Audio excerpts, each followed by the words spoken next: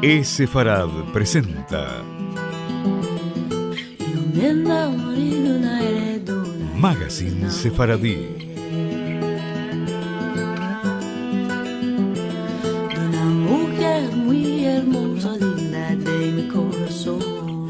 Una producción de Radio High y Radio Sefarad.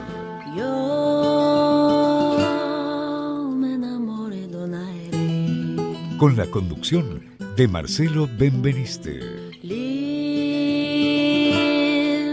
de mi corazón.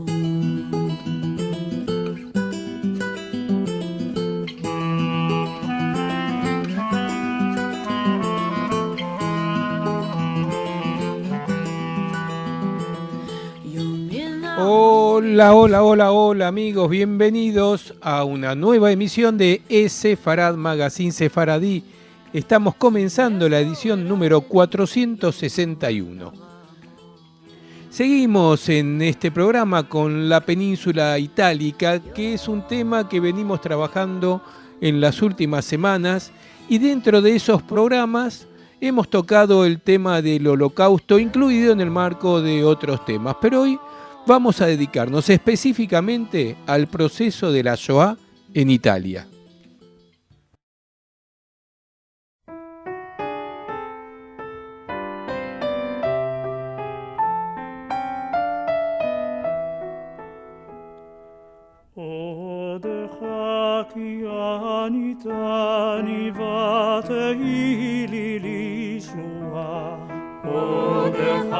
La Segunda Guerra Mundial en la Italia fascista afectó a los judíos italianos porque, como en muchos otros países de Europa, su nación se vio sacudida por el Holocausto.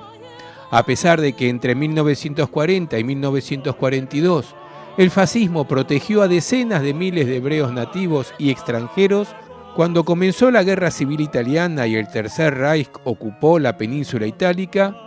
una parte de la comunidad judaica se vio perseguida por la República de Saló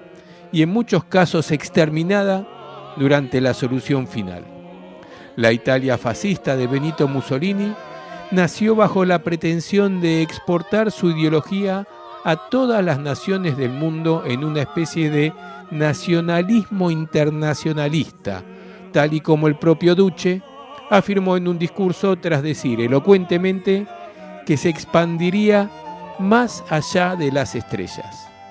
Como el fascismo era básicamente una doctrina económica y social que surgió como tercera vía al capitalismo occidental y al comunismo marxista, jamás tuvo en su programa ningún aspecto referido a teorías raciales contra las minorías, ni siquiera contra los judíos que apoyaron la marcha sobre Roma de 1922 y financiaron al Partido Nacional Fascista, el PNF. Inesperadamente, el 5 de agosto de 1938, la Italia fascista aprobó el Manifiesto de las Ciencias Racistas o Defensa de la Raza, redactado por científicos bajo el dictamen de Benito Mussolini, que implicaba la segregación étnica entre los italianos y judíos por motivos de su raza. A pesar de que estas leyes xenófobas fueron copiadas de la Alemania nacionalsocialista porque dictaminaban la expulsión de las administraciones públicas de todos los judíos que no estuviesen afiliados al Partido Nacional Fascista o fuesen miembros del ejército italiano, prácticamente casi nadie se vio afectado por la normativa porque la mayor parte de la población hebrea formaba parte del movimiento fascista o formaba parte de organizaciones militaristas paralelas. La razón de esta contradicción era que Italia buscaba el apoyo del Tercer Reich para anexionarse a Albania, lo que no dejaba de ser una simple tapadera propagandística para la obtención de un beneficio en una cuestión diplomática. De hecho, el propio Mussolini llegó a expresar: «Me importa un comino esa teoría del antisemitismo». Al estallar la Segunda Guerra Mundial en Europa en 1939, vivían un total de 47.252 judíos en la Italia fascista, de los que 9.000 estaban afiliados al Partido Nacional Fascista y otros tantos pertenecían a las milicias de los camisas negras. Al año siguiente, el 10 de junio de 1940, el Imperio Italiano declaró hostilidades a Gran Bretaña y Francia, lo que sumergió a la nación y a su comunidad hebrea a un conflicto de incierto futuro contra los aliados occidentales y formando parte de una dudosa coalición con el Tercer Reich. Al comenzar la Operación Barbarroja en 1941, el octavo ejército italiano, que se había sumado a la invasión de la Unión Soviética,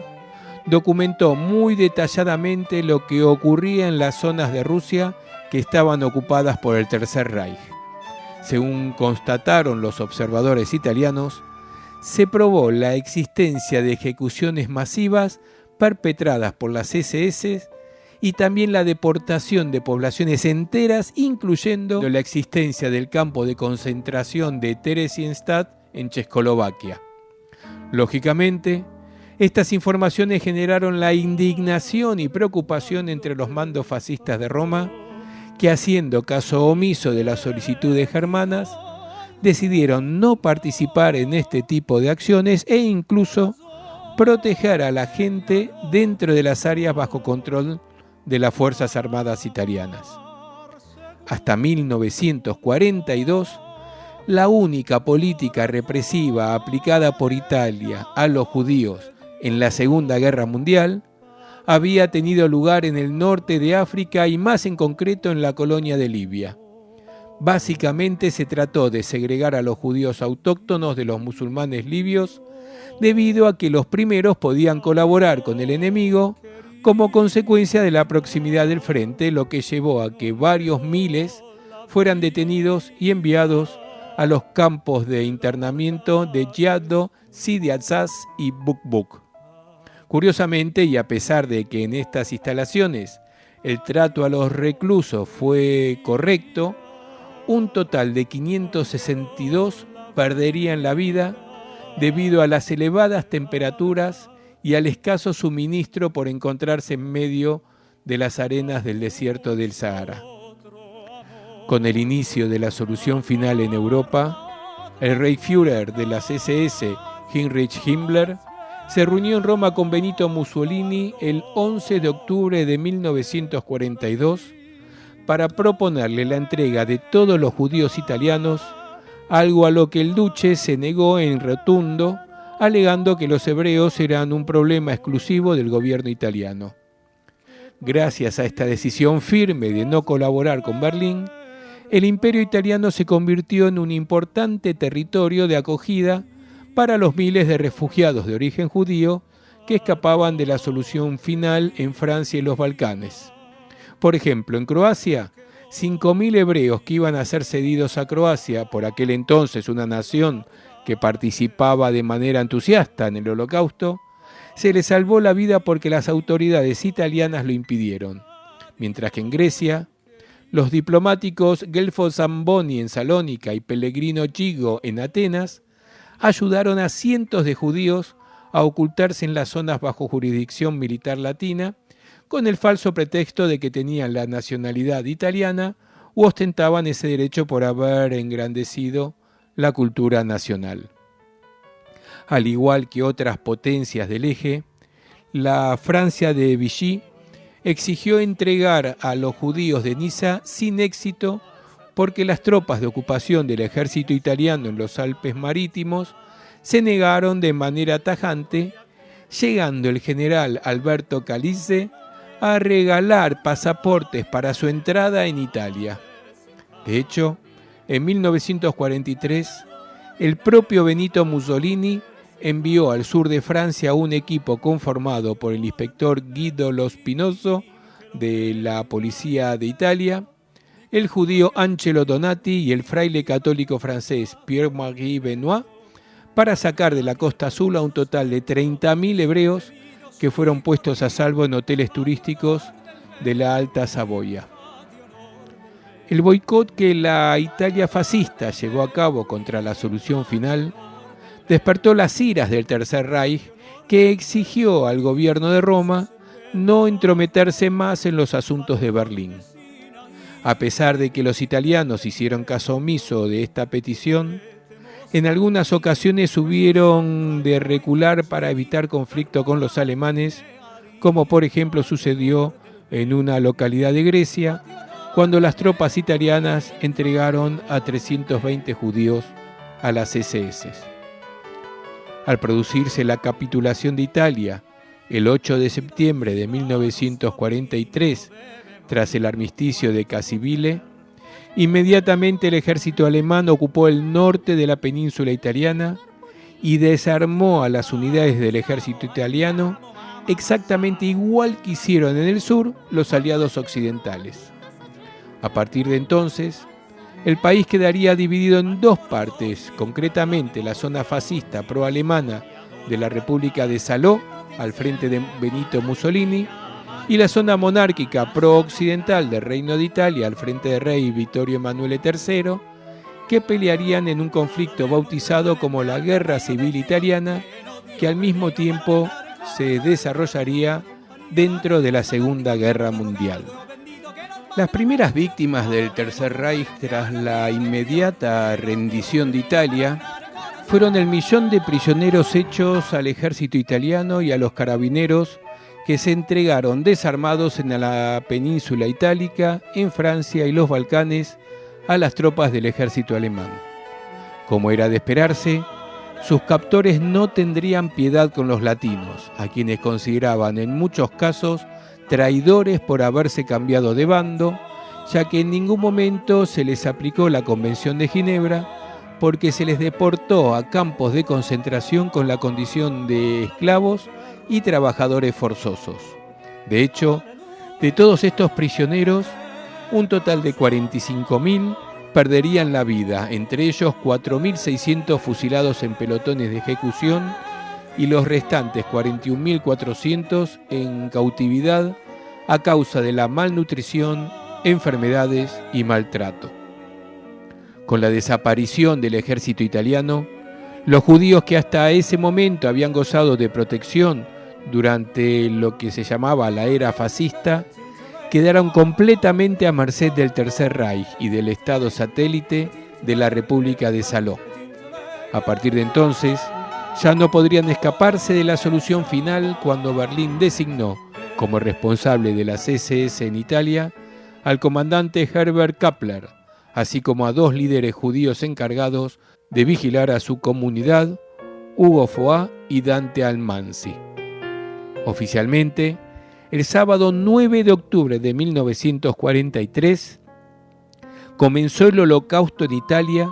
cuando soldados de las SS irrumpieron en la ciudad de Trieste y deportaron hacia los campos de exterminio a algunos judíos, aunque afortunadamente la mayoría evitó su secuestro porque las escuadras fascistas que vigilaban la urbe impidieron este tipo de abuso a los alemanes. Algo similar ocurrió con los 30.000 judíos de la Alta Saboya, porque pese a que las SS ofrecieron 5.000 francos por individuo delatado, la medida surtió poco efecto porque solo una mujer con ansias de riqueza denunció a 17 personas que fueron eliminadas, mientras que los otros 1.819 hebreos fueron capturados en diversas circunstancias y asesinados, el equivalente únicamente al 5% del total. Algunas escuadras de la República de Salò, a diferencia de la mayoría de los destacamentos que obstaculizaron el Holocausto, sí que colaboraron activamente en los mandos de las SS desplegados en Italia. Aquel fue el caso del escuadrón fascista del capitán Pietro Koch, entre cuyas filas militaban los actores Luisa Ferida y Osvaldo Valenti, que al frente del cuartel de Villa Trieste en Milán secuestraron numerosos judíos a los que solían torturar y finalmente matar. También en el gueto de Venecia, una milicia italiana arrestó a 193 personas, de las cuales 144 eran mujeres y niñas y 49 eran varones y niños, que finalmente fueron entregados para su exterminio a las SS. El gueto de Roma fue fundado en el año 1500 por los estados papales para separar a católicos y judíos durante la Edad Moderna, aunque al producirse la ocupación de la capital por el ejército alemán en 1943, las SS lo reutilizarían para tener en cuarentena a los hebreos que posteriormente serían aniquilados en la solución final. La primera medida de los SS en el gueto de Roma fue hacer pagar a los judíos 50 kilos de oro en plata en un plazo de 36 horas como castigo por el simple hecho de residir en Italia. De lo contrario, 300 inquilinos serían deportados al azar, aunque afortunadamente no fue necesario porque todos lograron donar la cantidad acordada. Al cabo de unos días de este despropósito, soldados de las SS y agentes italianos de la Guardia Nacional Republicana asaltaron la biblioteca de la comunidad israelita, donde robaron manuscritos datados en 1492 referente a la expulsión de los judíos de España y el reino de las dos Sicilias, así como un diccionario de 1488 en 3 lenguas, hebreo, italiano y árabe, obras del matemático Elia Mizrahi y 8 volúmenes del siglo XVI del impresor Daniel Bomberg. Afortunadamente, un buen puñado de piezas históricas, consideradas de alto valor, pudieron salvarse de la rapiña efectuada por los guardias alemanes e italianos porque fueron ocultadas por sus dueños en el interior de una pared de los baños rituales de purificación de la mikve. El sábado 16 de octubre de 1943 tuvo lugar la primera redada al gueto de Roma, cuando policías italianos de la Guardia Nacional Republicana y soldados germanos de las SS que estaban dirigidos por el comisario Gennaro Cappa, se dirigieron a 26 zonas de operaciones distintas del barrio y entraron en las viviendas de los judíos, a quienes concedieron 20 minutos para asearse, recoger sus cosas y salir al exterior, donde tras permanecer a la espera bajo la lluvia un total de 1.259 personas, fueron subidas a la parte trasera de varios camiones y enviadas al Colegio Militar Italiano de la calle Lungara. Una vez en el edificio, 229 detenidos fueron liberados el domingo 17 de octubre. Uno era de nacionalidad vaticana y el resto mestizo judeo-latinos, mientras que a los restantes 1.030 reclusos se les separó por sexos, con los varones a un lado y las mujeres y niños al otro. Al día siguiente, a las 2:04 de la tarde del lunes 18 de octubre, los detenidos fueron llevados a la estación de Tiburtina y deportados en 3 trenes, el primero con 18 vagones de aproximadamente 50 a 60 pasajeros por coche y los otros 2 con capacidad para 600 individuos cada uno, que partieron de Roma, pasando por Chiusi y Firenze, hasta detenerse el martes 19 en Padua, después de que el convoy fuese atacado por aviones de la Fuerza Aérea estadounidense, que mataron a varios de los presos con sus bombas. Al cabo de 24 horas, el miércoles 20, los deportados cruzaron el paso del Brennero, en Austria, y el jueves 21 circularon a través del protectorado de Bohemia-Moravia, en Checoslovaquia, para finalmente acceder a Polonia. Finalmente, el viernes 22 de octubre, los trenes alcanzaron en el campo de exterminio de Auschwitz, en cuyo interior serían asesinados 834 judíos italianos, sobreviviendo únicamente 196, que fueron destinados como trabajadores forzados a las minas de Javichovich, aunque de estos solo 15 quedarían vivos al terminar la Segunda Guerra Mundial. Bajo la orden número 5, la República de Saló autorizó la creación de una serie de campos de concentración para albergar a judíos, prisioneros de guerra y presos políticos contrarios al ideal fascista.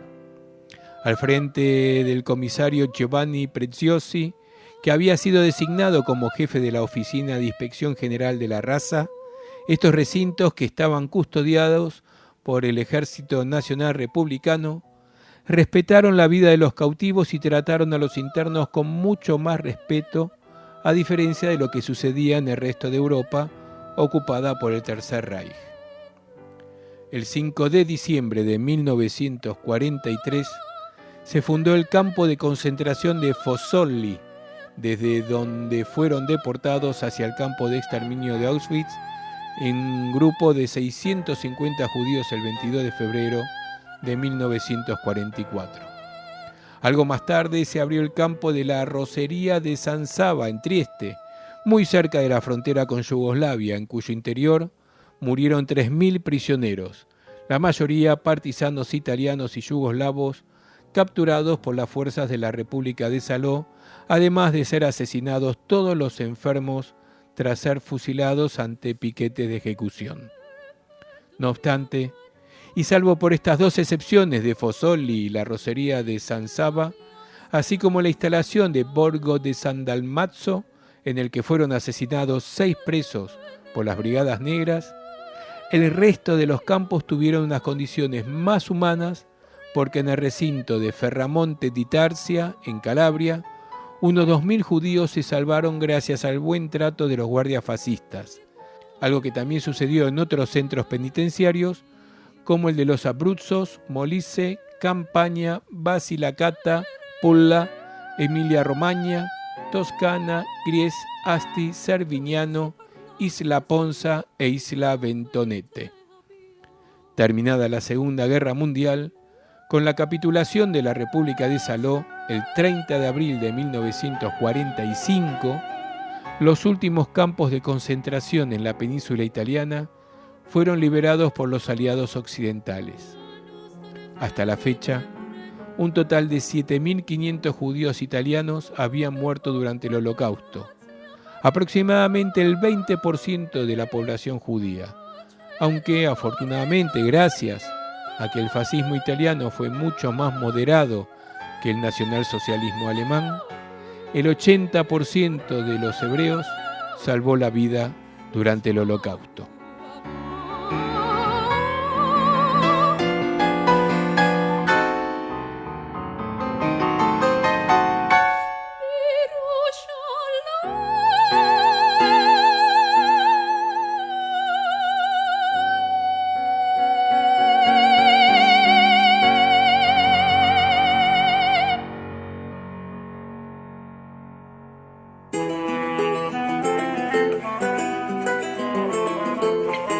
Agenda Sefaradí.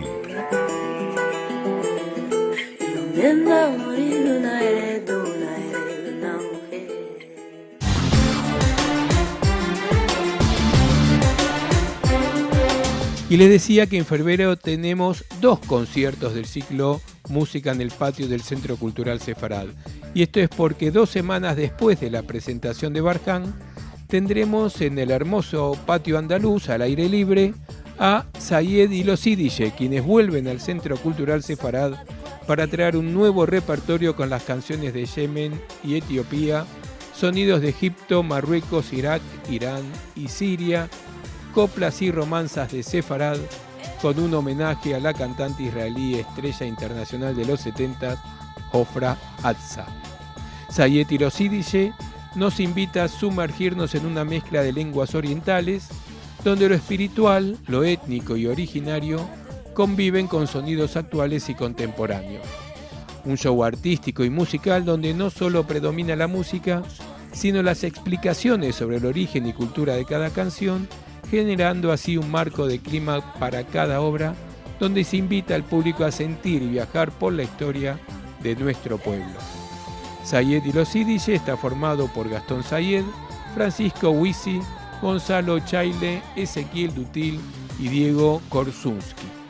A pesar de ser al aire libre, no se suspende por lluvia, ya que tenemos la alternativa de nuestro hermoso salón cubierto. La entrada cuesta solo 400 pesos, pero puede sacarse anticipada por solo 350 pesos a través del sistema Eventbrite. También se pueden adquirir entradas anticipadas directamente en el Centro Cultural Sefarad, evitando de esta forma el service charge. Así que recuerden, música en el patio del Centro Cultural Sefarad. 2 alternativas, el sábado 15 de febrero con Barján y el sábado 29 de febrero con Sayed y los Ídices. Más información, consultas o lo que quieran, como siempre, la encontrarán en sfarad.com o al teléfono 11 4581 5138.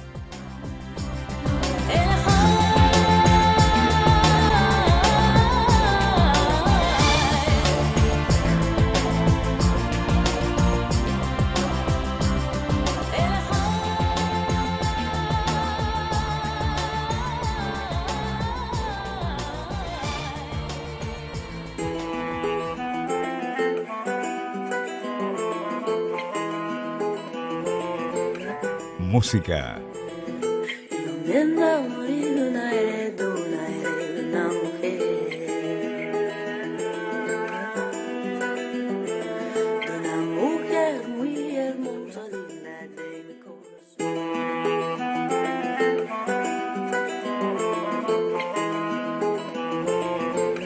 Música.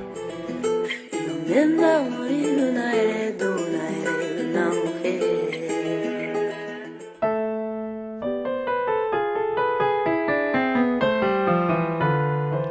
Nos vamos a ir escuchando el tema de la cantata hebraica de Ramón Tassat, que nos acompañó a lo largo de todo el programa. En este caso vamos a escuchar el Salmo 114, cuando Israel dejó la tierra de Egipto, en una versión tradicional italiana. Pero antes de irme, quiero contarles que además de los dos conciertos de música en el patio, el de Barján del 15 de febrero y el de Sayed el 29 de febrero, ambos son sábados, el domingo 23 de febrero a las 5 de la tarde tenemos un encuentro que dimos en llamar Llegamos a América, sefaradíes y ashkenazíes cruzando los mares, que tendrá una parte que es una charla con la profesora Alicia Benmergui y luego proyectaremos la película Novia que te vea de Gita Shifter, la película mexicana, hermosa película. Esto entonces será el 23 de febrero a las 5 de la tarde. Se pueden sacar entradas con anticipación,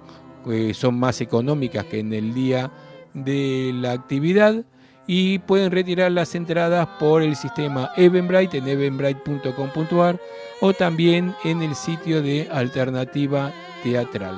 Así que los esperamos. En febrero tenemos los dos encuentros musicales